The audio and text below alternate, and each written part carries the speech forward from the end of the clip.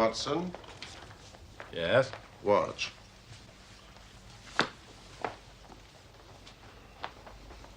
The chemical reaction you are about to witness will solve the mystery concerning the persecution of Mr. John Vincent Harding.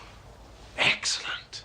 The tobacco millionaire. Shall I take notes? No, I will dictate in the fullness of time.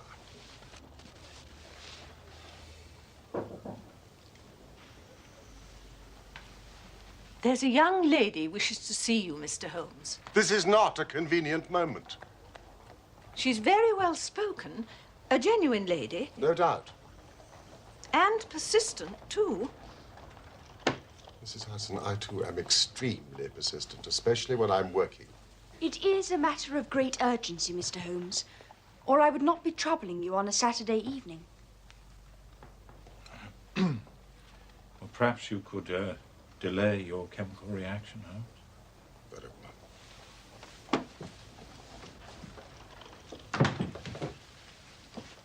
well. Do sit down.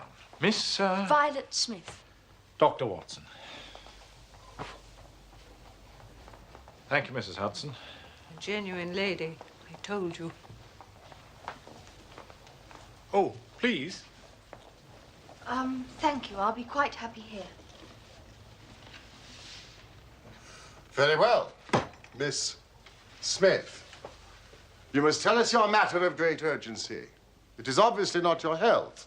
So ardent a bicyclist must be full of energy. Yes, I bicycle a good deal. Slight roughening on the side of the soles caused by the friction of the pedals. Excellent, Watson. The marks on your shoes. Oh, yes. Even if I have to travel a long way, I take my bicycle on the train with me, as I did today. You will excuse me, but it is my business.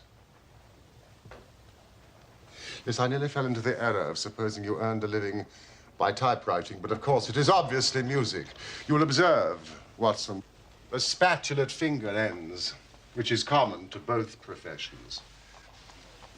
There is a spirituality about the face, however, which the typewriter does not generate. This lady is a musician. Yes, Mr. Holmes, I teach music. In the country, I presume, from your complexion. Near Farnham, on the borders of Surrey. But please, let me explain why I am here.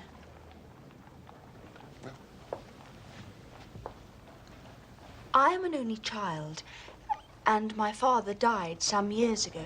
His name and profession? James Smith. He conducted the orchestra at the Old Imperial Theatre. Ah, the Old Imperial, Holmes. Yes. Please continue. My mother and I were left without a relation in the world, except for one uncle, Ralph Smith, who went to Africa 15 years ago. And we have not had a word from him since, despite our Christmas cards and photographs. Mr. Holmes, I have to tell you that... I think you wish to tell me that you and your mother are very poor, notwithstanding your obvious grace, dignity, and talent. We were very poor. Ah.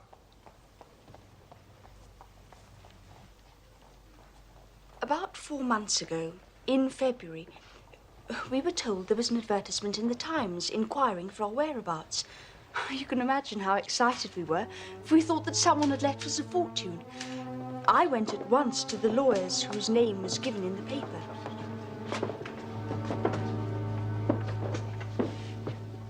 Now, this is Miss Violet Smith. The solicitor introduced me to 2 men, a Mr. Carruthers and a Mr. Woodley. They were on a visit from South Africa.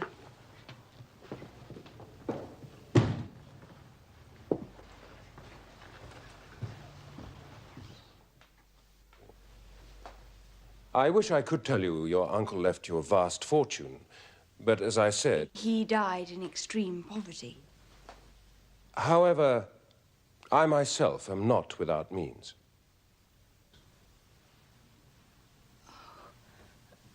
My mother and I never sought charity.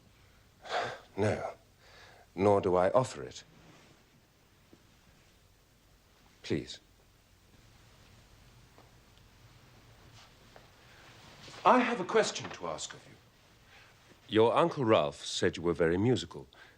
Do you teach music? Yes. Miss Smith, I am now a widower with a 10-year-old daughter. Young Sarah. She needs a music teacher. So you see, I do not offer charity. A job. He wants to give you a job. Whereabouts in London do you live, Mr. Carruthers? I don't. I live about 6 miles from Farnham, in Surrey, at Chiltern Grange. I couldn't possibly leave my mother on her own. I will pay you £100 a year. 100 a year? Yes. Approximately double the market price, I think. Oh, at least. Which you obviously accepted. Or you wouldn't be here now. Yes, I accepted the offer.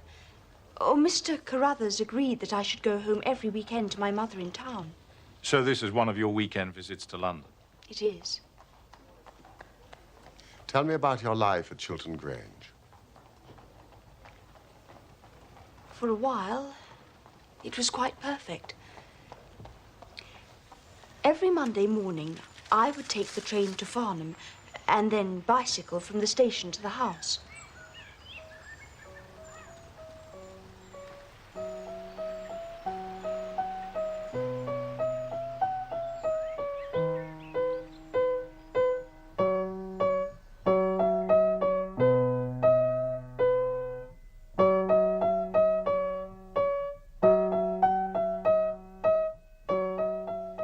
The little girl's name was Sarah, and she was delightful, as well as being a very good pupil. That was very much better, Sarah. May I try it again? Of course. That's why we're here. Mr. Carruthers was appreciative of my work and an extremely kind and considerate host. It sounds idyllic. It was. What happened to spoil it? A visitor. Mr. Woodley. However did you guess, Mr. Holmes? Miss Smith. I never guess. Tell me about his visit. He arrived and was to stay for a week. But to me it seemed like 3 months. Oh, that odious red moustache.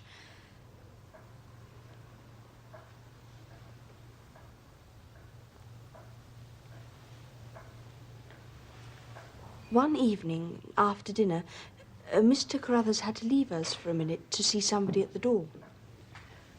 A gentleman to see you, sir.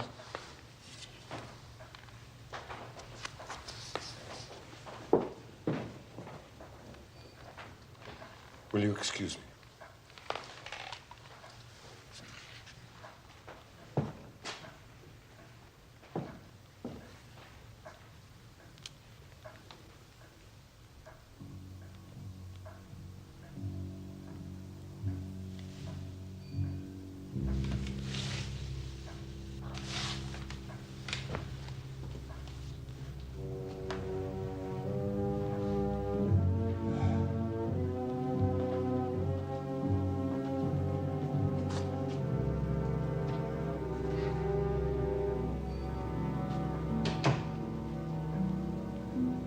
That's better.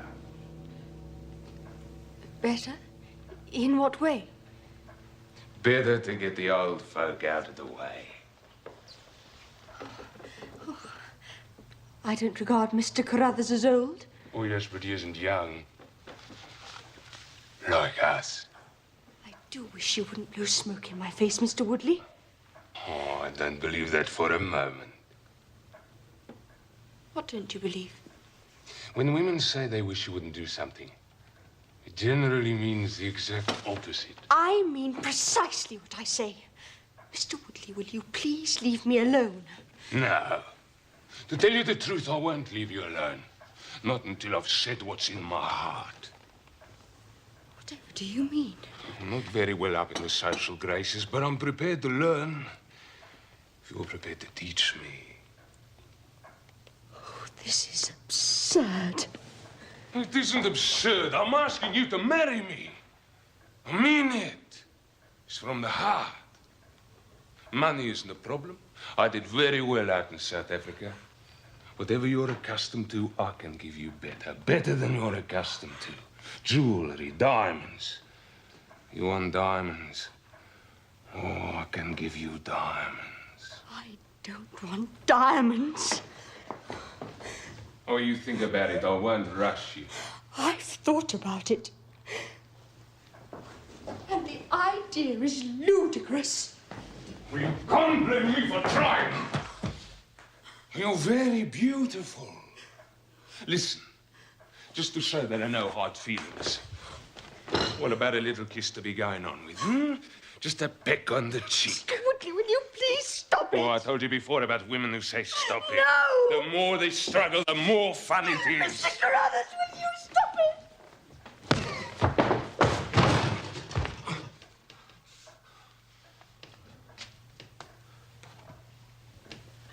Get out of this house! All right. I'm going. I'm not interested in old men. In old maids.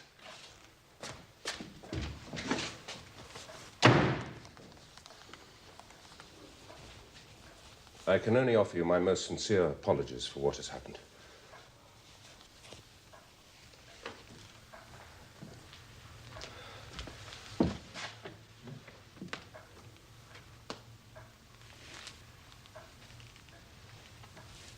If I give you my assurance that it will not happen again, for my daughter's sake, will you stay? Yes. I will stay. Thank you, Violet.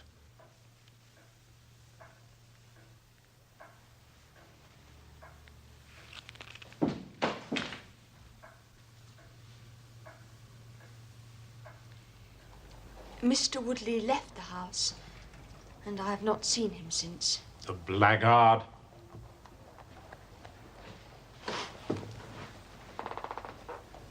Has there been any change in the behavior of Mr. Carruthers?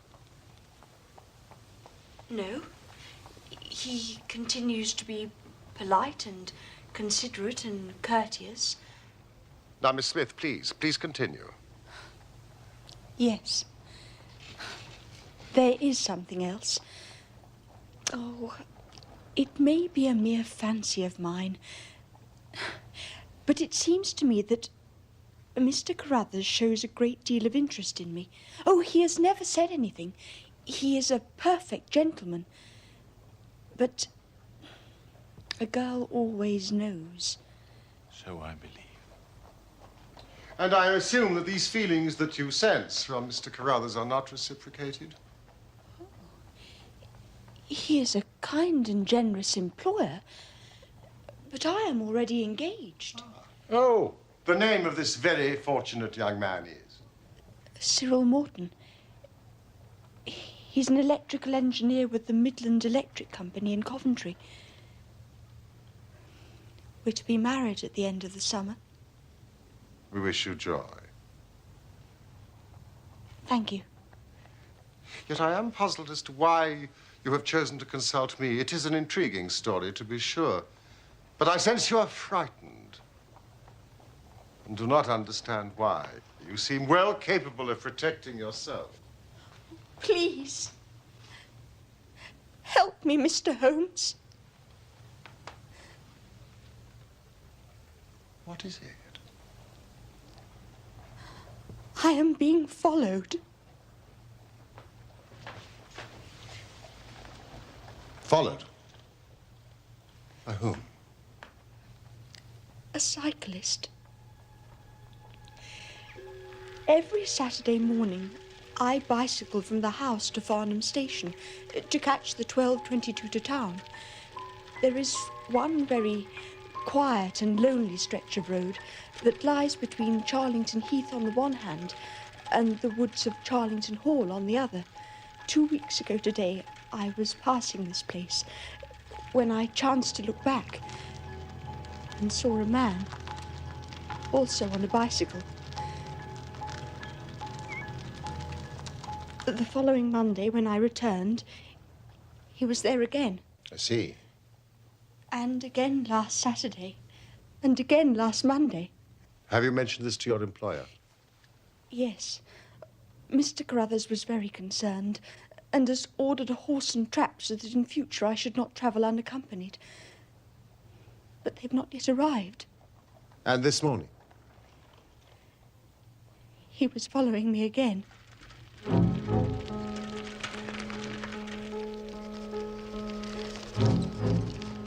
I slowed down, but he did the same. Then I stopped completely, but he did the same. So, I laid a trap for him.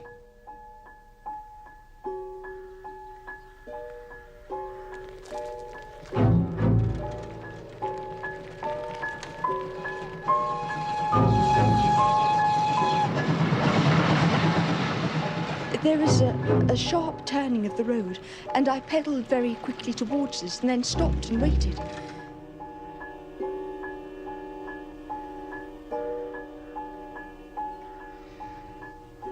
But he seemed to disappear into thin air. Can you describe this man? I realize that you've only seen him from a distance. Yes. He wears a dark suit, dark spectacles, and he has a beard. Young? Old? He's about middle-aged. Now, let me see if I have the geography correct. Here is the road, with a sharp bend in it here. On this side, Charlington Heath, and on the other, the woods of Charlington Hall. How long did you wait for him here around the bend? Oh, no more than 2 minutes. So he could not have retreated back down the road? Are there any side roads? None along this stretch. Could he have taken a footpath across the heath? Oh, the heath is totally flat and bleak. I think I would have noticed him.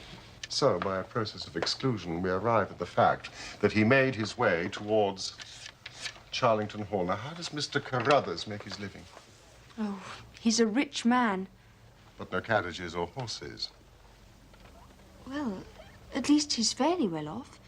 Or he goes into the city 2 or 3 times a week. And he sometimes refers to his gold chairs. Yes, I see. You must let me know immediately that there are any fresh developments. I am extremely busy just now, but I will find time to make inquiries into your case. Thank you, Mr. Holmes. In the meantime, take no step without letting me know.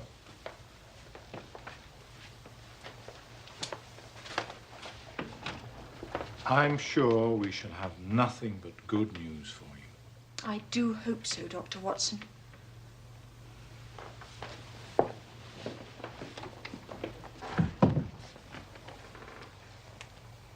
Very lovely girl. Yeah.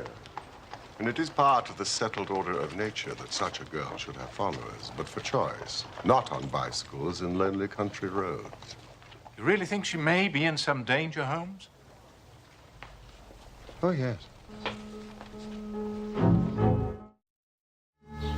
On the following Monday, Holmes found that he had business which detained him in London. So he dispatched me on the early train to Farnham that I might observe Miss Smith's passage past Charlington Hall. The setting was just as she had described, heavily wooded on the side bordering the hall and utterly exposed on the other. I selected the only available cover and waited.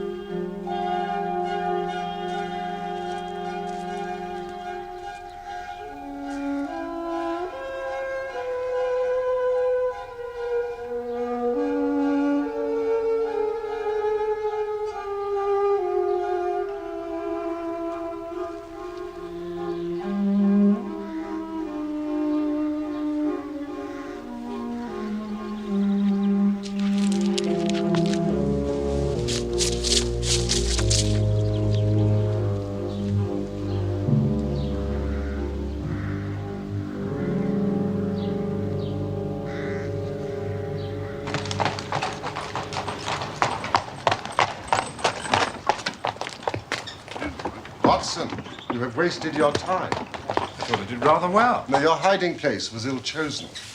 You should have been in the bracken on the other side of the road. In that way, you would have had a close view of this fascinating, solitary cyclist. Thank you. As it is, you are 100 yards away and can tell me even less than Miss Smith reported to us last Saturday. You describe him as bending low over the handlebar? Yes, quite low. Yes, that's concealment again, which in your case worked perfectly. Oh, no, you really have done remarkably badly. He goes back to the hall, and you come all the way back to London to call on a house agent. Well, I found the information I was seeking. You found the name Williamson, which conveys nothing to my mind. Well, we know he's elderly and respectable. And therefore unlikely to be the energetic cyclist that sprints away from that athletic young girl.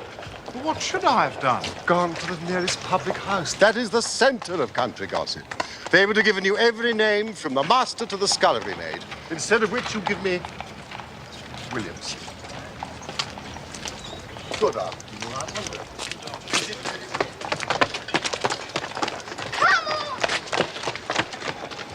So, what have we gained by your expedition? The fact that the girl's story is true. I never doubted that. That there is a connection between the cyclist and the hall. I never doubted that either. That the hall is tenanted by a man called Williamson. Who is the better for that?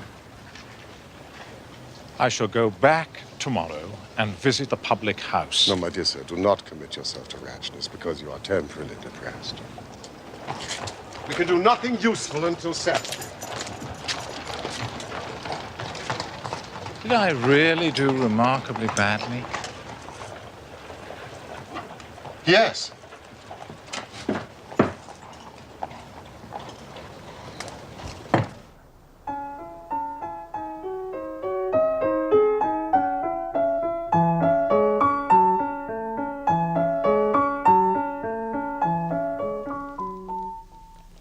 Very beautiful. Thank you, Mr. Crothers. It is a new piece. I need to practice it more. No, I don't mean the music. Violet, I have a question to ask you.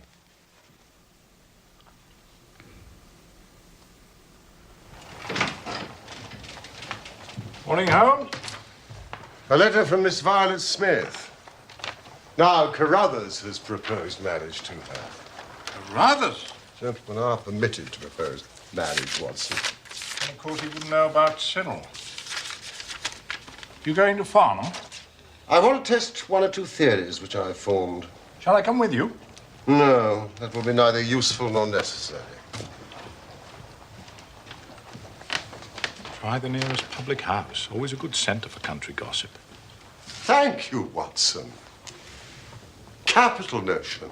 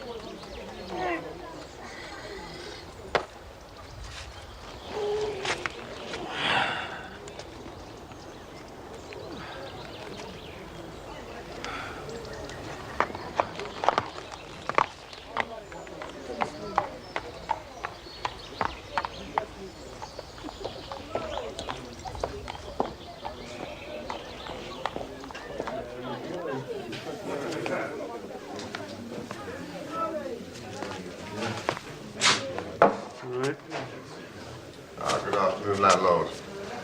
May I have half a pint of your local ale, please? Certainly, sir.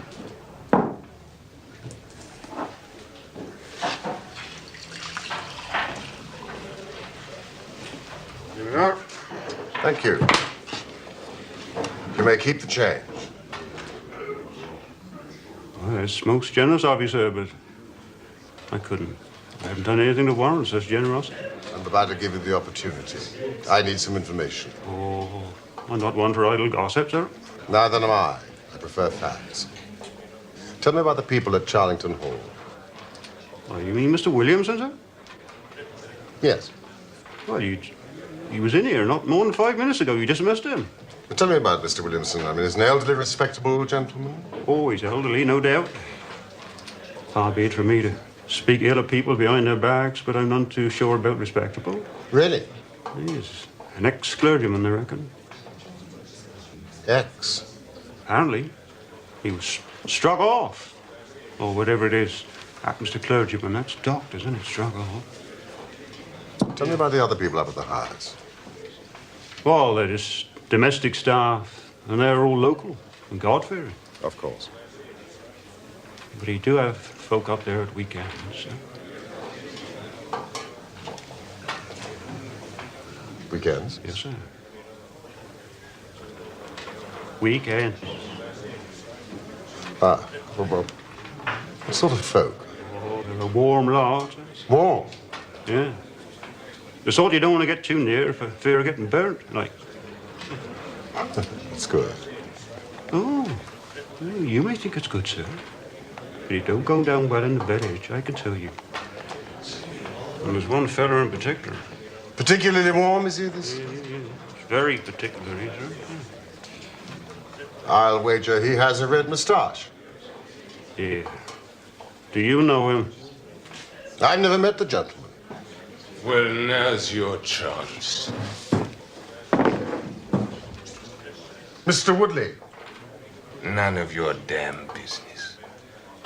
Our landlord keeps a very respectable house, and your language is not welcome. Who do you think you are? What the hell do you want coming here asking all them questions? You're quite right, landlord. Clearly not a gentleman. Oh, I'm as much a gentleman as you are.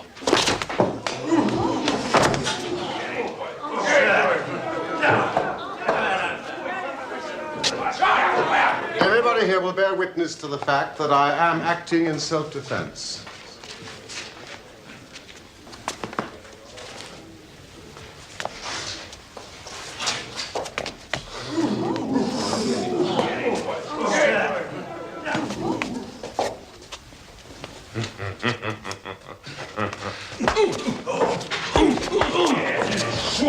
No, sir. A gentleman. Only a ruffian deals the blow with the back of the hand. A gentleman uses the straight left. And I said I'm a gentleman.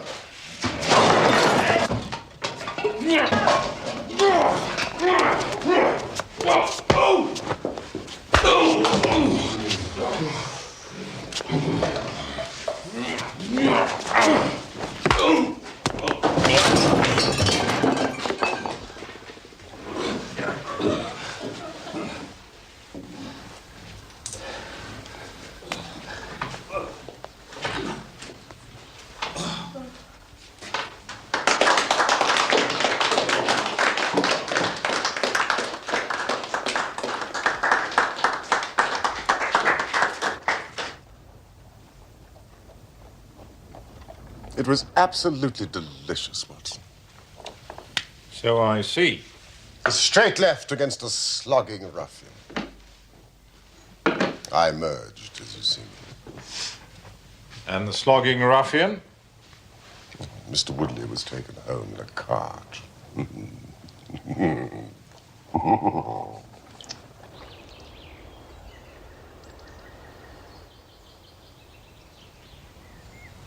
There's that horrible man again.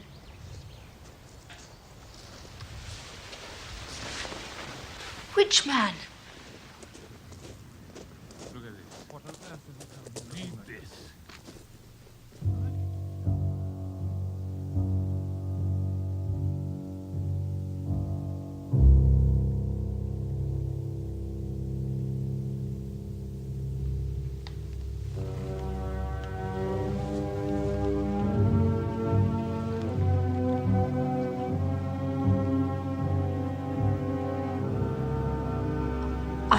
thought I saw Mr. Woodley in the garden today. You did. He's staying in the area. But do not worry. I have told him quite firmly he's not to set foot inside the house. Dear Mr. Holmes, you will not be surprised to learn that I will be leaving Mr. Carruthers' employment on Saturday. The odious Mr. Woodley has reappeared at Chiltern Grange. Ah, but at least you won't be bicycling to the station. So finally, the rich Mr. Carruthers has acquired a horse and trap. Yes. Look here. All my troubles will be over on Saturday. Tomorrow, Holmes. All our troubles will be over. Why do I worry about that word? Which word? Trap.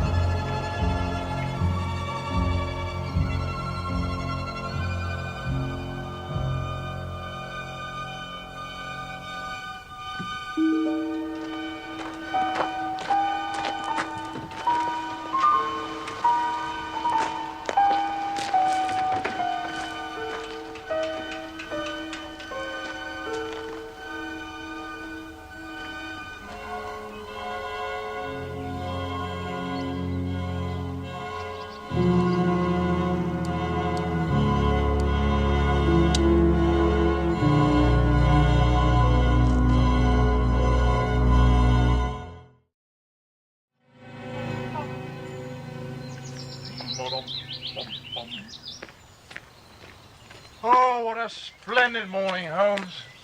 Acceptable weather for the time of year. Now, who would want to harm that dear girl on such a morning? I hope nobody. So why did you bring your revolver? I'm talking about my hope, not my expectation. Listen. What? I fancy that is our Miss Smith. She must be traveling by an earlier train. I've given a margin of half an hour, but she'll be past Charlington Hall before we can possibly meet her. So what can we do? We could run.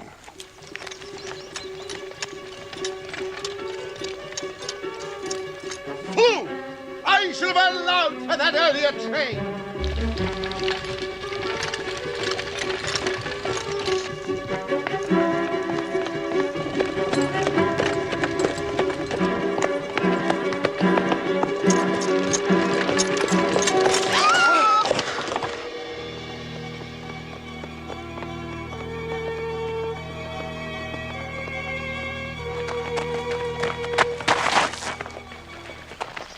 It's abduction. What's it? It's abduction, murder, heaven knows what. Stop that horse.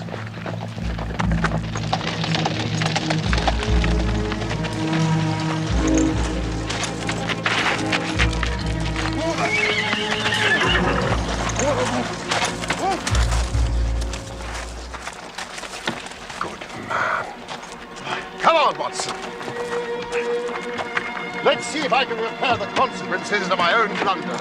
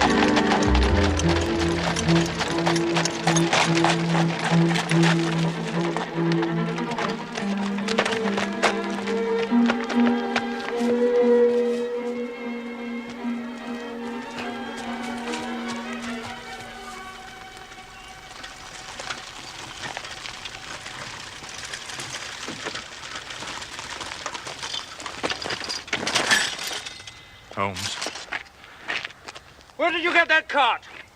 Where is Miss Violet Smith? That's what I'm asking you. You were in her cart. It was on the road. There was no one in it. Somebody seems to have gone through this way.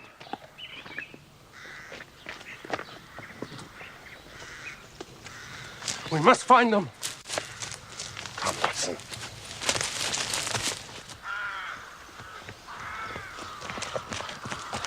Look!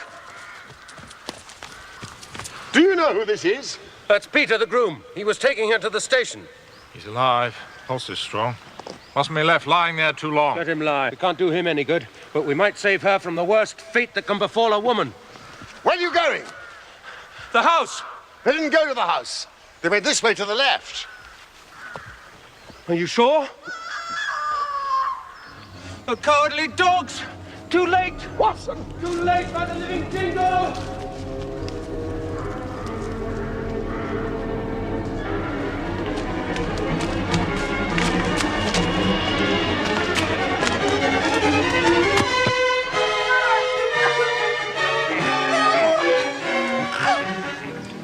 Hard as much as John and Violet have consented together in holy wedlock, and have witnessed the same before God and this company,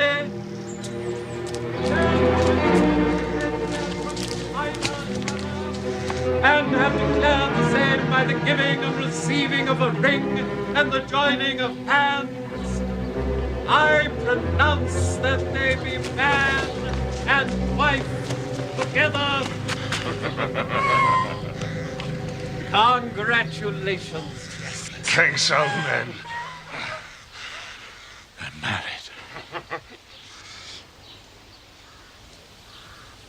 Welcome to the party, gentlemen. Let me introduce you to Mrs. Woodley.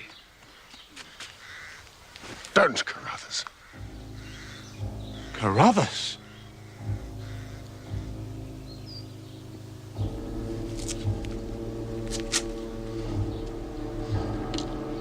Yes. And I'll see this woman righted if I have to swing for it. You're too late. She's my wife. No. She's your widow. I told you what I'd do if you molested her! By the Lord, I'm a man of my word! When you hired me, nobody told me there'd be any of this damn nonsense. Drop that pistol. Watson, pick it up. Give me that revolver. We'll have no more violence. Who are you to be giving these orders? Sherlock Holmes. Good Lord. Here, you. Sir? Are you well enough to drive into Farnham? Yes, sir. I reckon I am. Then give this note to the superintendent of the police station. In the meantime, I must detain you all under my own personal custody.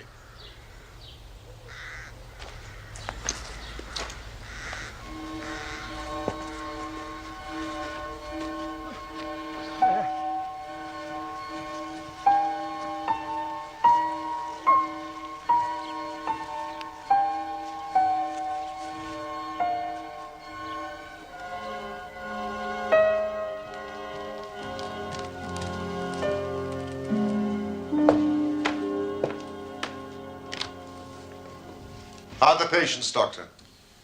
Miss Smith's very well, considering the foul way she's been treated. And Woodley? Alas, I have no doubt he will live. What? I'll go upstairs and finish him off. Now sit down in that chair, Carruthers. You're right. He isn't worth swinging for. But you told me that girl is to be tied to Roaring Jack Woodley for life? You needn't concern yourself about that. I married them till death do them part. Under no circumstances can she be considered his wife. Are you sure? For two very good reasons. In the first place, we're very safe in questioning Mr. Williamson's right to solemnize the marriage. I have been ordained. And unfrocked. Once a clergyman, always a clergyman. I think not. How about the license? Oh, we had a license. I have it here. Undoubtedly obtained by a trick. But in any case, a forced marriage is no marriage. Indeed, it is a very serious felony, as you will discover. Now, while we are waiting for the police, Mr. Carruthers, you might tell me your story. If you squeal on us, Bob Carruthers, I'll serve you as you served Jack Wadley! There's no need for you to get overexcited. The case is clear enough. Well, if it's clear enough, why don't you tell us? Very well. Mr. Carruthers will have to fill in a few details for my private curiosity, but I am happy to do the talking. In the first place, the three of you came across from South Africa. Wrong! I've never even been in South Africa. It's true. Woodley acquired this creature after our return. Very well. You and Woodley had known Ralph Smith in South Africa. You had reason to believe that he would not live long. And you found out that his niece would inherit his fortune. How's that? But you told the girl her uncle died in poverty. Whereas he was still alive, admittedly only just. And a wealthy man, who I suspect had made no will. Ralph Smith could neither read nor write. So, you and Woodley came over here and hunted up the girl, knowing she was the next of kin, and that you would share the plunder. I was due a share for services rendered. And Carruthers, you made the mistake of falling in love with her. The first time that ever I knew what love was, Mr. Holmes. Why didn't you tell her of the danger she was in? Because she would have left me. And I couldn't bear to face that. Oh, what will happen to my daughter, Sarah? We'll see she's well taken care of.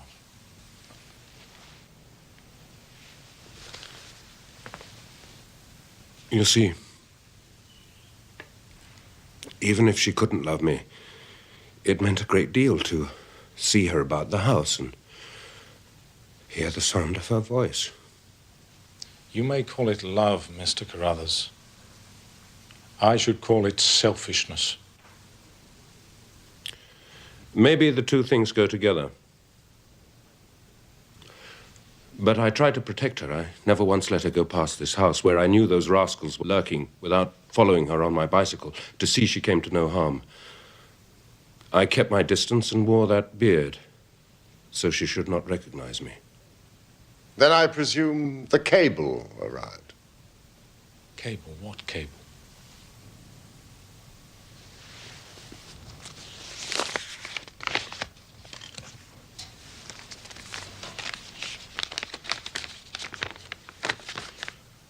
The old man is dead. What old man? I imagined Ralph Smith in South Africa. Yes. But by this time, you and Woodley had quarreled and he had left the house. Woodley came back again to ask me to stick to the bargain. I refused. I said I would have nothing to do with violence. One last detail.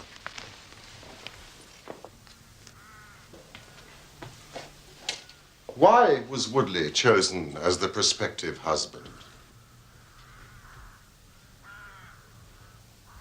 I'm ashamed to say it.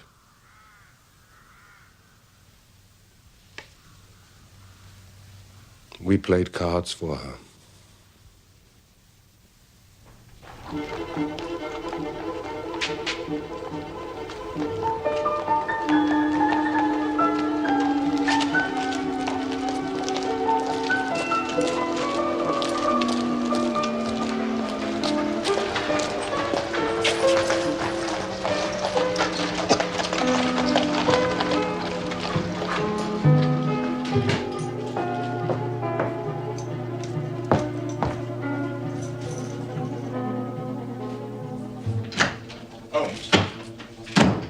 Results of the trial. Listen to this. The judge, in summing up, said, Holmes. Watson, may I be permitted an educated guess? Go on, then. I would expect Woodley to get 10 years, Williamson 7 years, and Carruthers, in view of the eloquent speech I made on his behalf at the trial, probably 6 months. That is exactly right. Well, I have certain advantages, Watson. Largely the fact that I sent out for the early edition. An undoubted advantage.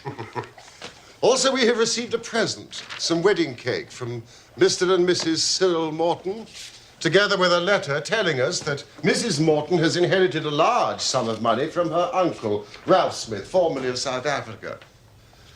The happy couple are thoroughly enjoying looking after young Sarah Carruthers, while the father is in custody. Her piano playing is improving, and she wants to take up bicycling. A splendid day all round, wouldn't you say? There is more splendor yet to come. More splendor? What do you mean? Watch carefully. Oh, I remember.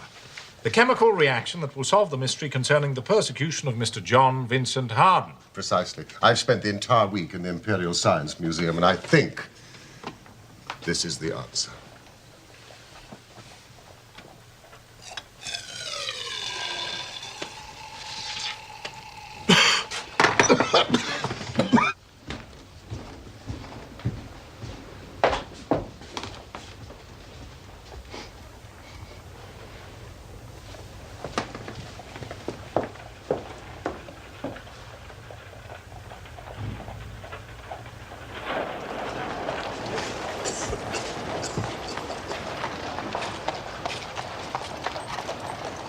Is that the answer, Holmes?